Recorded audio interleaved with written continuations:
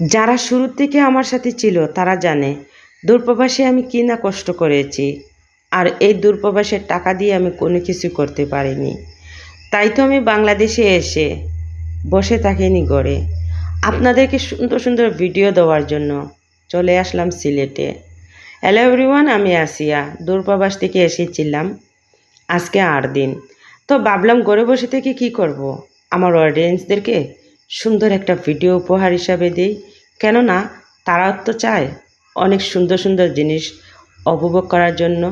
তো দেখেন তো, আমি কিন্তু চলে এসেছি সিলেট জেলাতে। তো যে ব্রিজটার উপরে দাঁড়িয়ে আমি ভিডিও বানাচ্ছি, ছবি উঠাচ্ছি এবং কি অনেক সুন্দর সুন্দর জিনিসগুলো দেখতেছি, সেইগুলোই আপনাদের সামনে শেয়ার করতেছি। আর আপনি যে কাজই করেন না কেন, কখনো ওই কাজটাকে ছোট করে দেখবেন না। কেননা আপনার পরিশ্রমে কখনো আপনার সাথে বেইমানি করবে না। আপনার সাথে ওই মানুষগুলোই প্রতারণা করবে, যাকে আপনি মন থেকে আপন ভেবে নেবেন।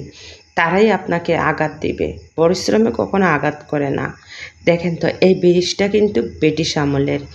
আর এই ব্রিজটার মধ্যে অনেক সুনাম আছে। তো আমি কিন্তু অনেকটা ঘুরিয়ে ঘুরিয়ে দেখাইতেছিলাম এবং কি এই নদীটা অনেক অনেক অনেক জনপ্রিয়। আর এই নদীটার সাথে কিন্তু আমার নারীর টান আছে। কেননা আমরা যারা সিলেটে আছি, আমরা কিন্তু এই নদীটাকে অনেক ভালোবাসি। আর এর পাশাপাশি কিন্তু আরেকটা নতুন ব্রিজ হয়েছে। তো আমি কিন্তু নতুন ব্রিজে যাইনি, পুরনো ব্রিজের উপরেই আছি।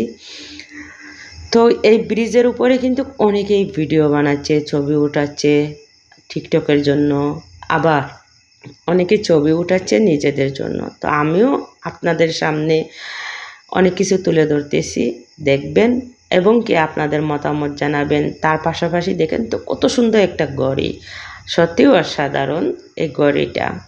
আমার কাছে অত্যন্ত ভালো লেগেছে, আপনাদের কাছে কীরকম লেগেছে? আর এই নদীতে কিন্তু গোসলখানাও আছে। যারা বাড়িঘর নেই, যারা অসহায়, যারা এই বাজারের ভিতরে থাকে, নদীর পাশাপাশিতে থাকে, তারা এখানে গোসল করে এবং কি তারা এখানকারকেই সব কিছু করে। তো দেখেন তো, একজন চাচা এই ব্রিজের উপরে শুয়ে আছে। যে 6 টাকা দিতে পারতেছে, এই চাচার হয়তো বা ফ্যামিলি চলতে পারে সেটা দিয়ে।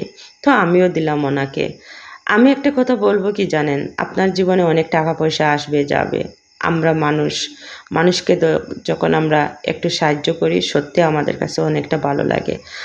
আল্লাহ তাআলা যেন সবাইকে সুস্থ রাখেন, ভালো রাখেন, এই দোয়া করি সর্বদাই সর্বক্ষণ। দেখেন তো, তারা জীবনে কত কষ্ট করে তাদের জীবনযাপন করতেছে, আর আমরা কতটা ভালো থেকেও আল্লাহর কাছে শুকরিয়া আদায় করিনি। তো এই ব্রিজটার উপরে দিয়ে হাঁটতে হাঁটতে আমরা চলে যাব আমাদের মন্তব্যে। কেননা আমরা কিন্তু এসেছি অন্য একটা জায়গায় যাওয়ার জন্য। তো আমার সাথে থাকেন, আর সেই গন্তব্যে পৌঁছিয়ে কিন্তু আপনাদেরকে অনেক কিছু দেখাবো।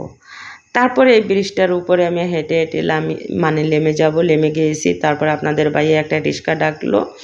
রিক্সার মধ্যে উঠে যে আমি যাচ্ছিলাম আমাদের গন্তব্যে, সত্যি আমার কাছে অত্যন্ত ভালো লেগেছিল। আর এই মানুষটাই আমাকে সর্বদাই সর্বক্ষণ সাপোর্ট করেছে। আর তার জন্য আপনাদের কাছে আমি পরিচিত। আপনারা আমাকে চিনতে পেরেছেন, না হয়তো চিনতে পারতেন না।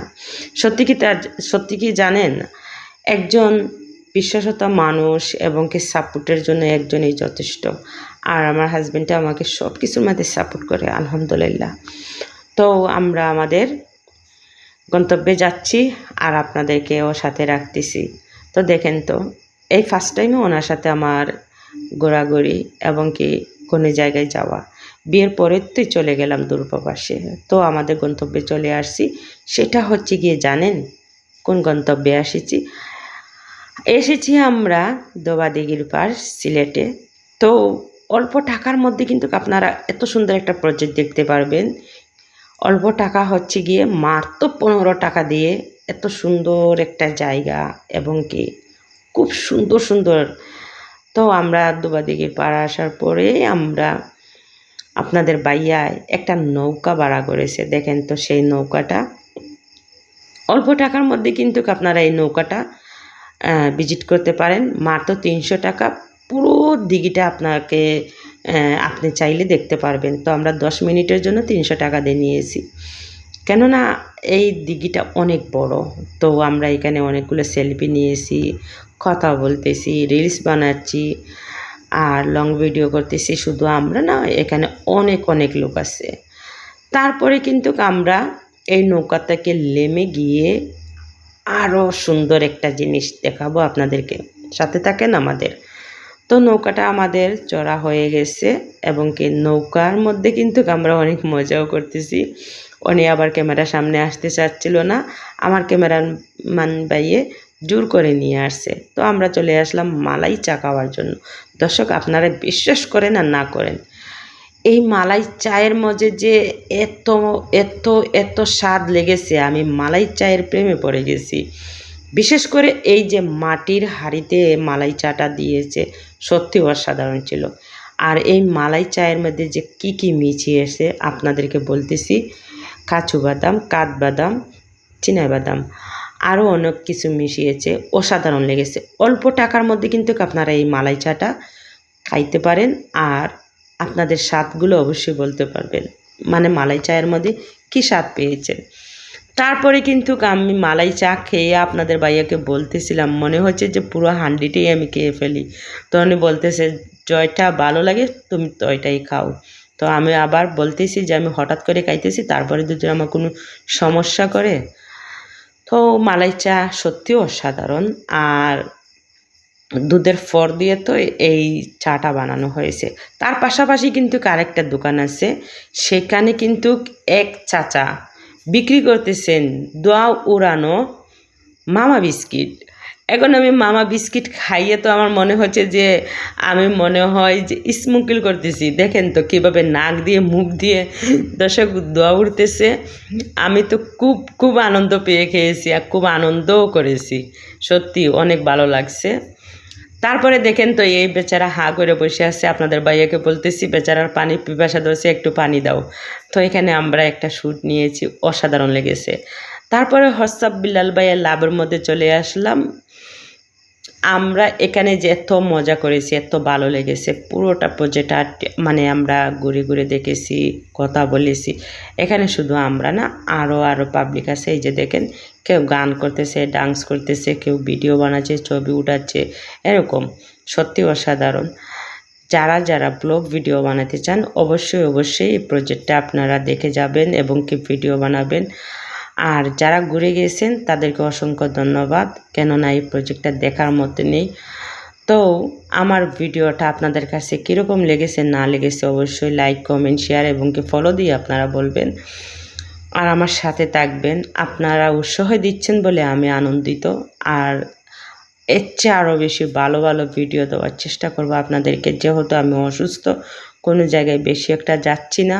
আর তাড়াতাড়ি যাতে আমি সুস্থ হয়ে যাই সেই দোয়া আমার জন্য করবেন। আর আমাকে মানুষে অনেক ঠকিয়েছে, আমি অনেকের কাছেই ব্যর্থ হয়েছি, আর চাই না কারো কাছে ব্যর্থ হইতে।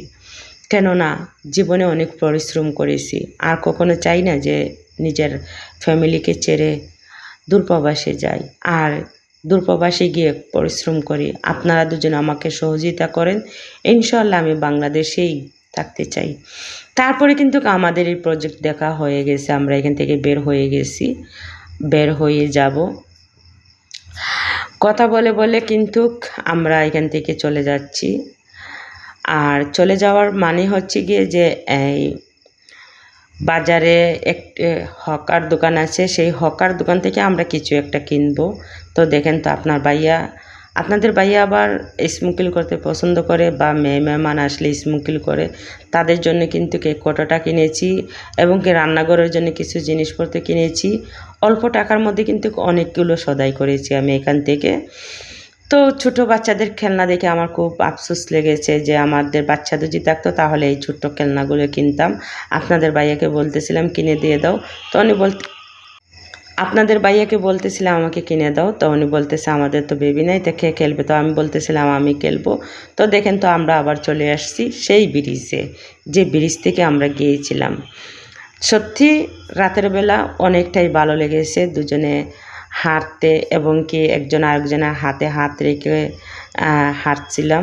তারপর আমরা একটা রেস্টুরেন্টে এসে হালকা পাতলা নাস্তা করলাম।